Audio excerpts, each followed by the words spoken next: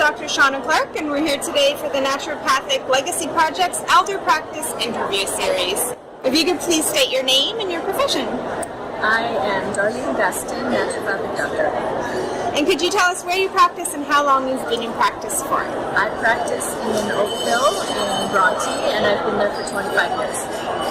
And which naturopathic principle do you identify with the most in practice? The cause has really changed my practice. So in the first few years, it was very eclectic and it was very unstructured. That really looks like pulsatilla. That really looks like kidney deficiency. And it became a lot more grassroots and lifestyle based. And I found that you have to pick the right modality in the right order. So if ultimately the person has migraines because of a spinal misalignment, then acupuncture and homeopathy are not the right modality. So I'm very, very focused on treat the cause. And what are your top 3 modalities that you like to use? It changes with time, but right now it is nutrition and herbal medicine and lifestyle medicine. And what clinical pearl do you want other MDs to know? To really listen to the patient and to go at their pace. In every appointment I ask them, what do you want to work on today? And it might not be where we left off last time. It might not be the original reason that they came for.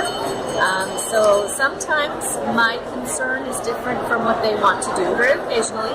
So yesterday I told the patient, it's like, very nice if we want to talk about your bowels, but I don't want you to have a heart attack while we're talking about your leaky gut. So I saw more risk factors, cardiovascular, so I convinced her that my focus should override hers, but 98% of the time I go with what the patient wants me to do for them that day. And what's the most gratifying experience you had in practice?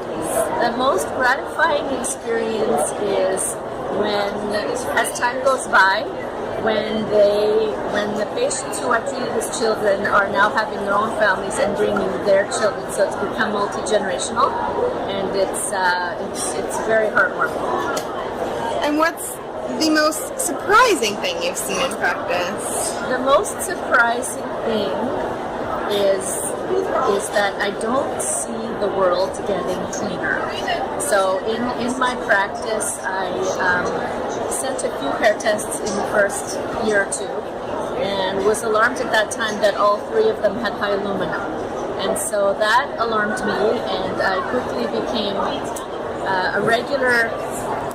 Every patient in my practice for 25 years has had their hair tested. So after about 20 years of 1/3 of the tests showing high aluminum, I'm suddenly seeing 50% of my patients measuring multiple heavy metals. I used to see 30% of my patients having a thyroid condition, and about 5 years ago, I see subclinical hypothyroid in 80% of my practice, and I almost never see a normal basal body temperature. So I'm very concerned about where we live, what's going on, and with all this green movement and growth of naturopathic medicine, we're missing something, and that's alarming. I think there's a lot more awareness that we need, and a lot more needs to be done. Thank you so much for your time and for sharing your legacy with us. We really appreciate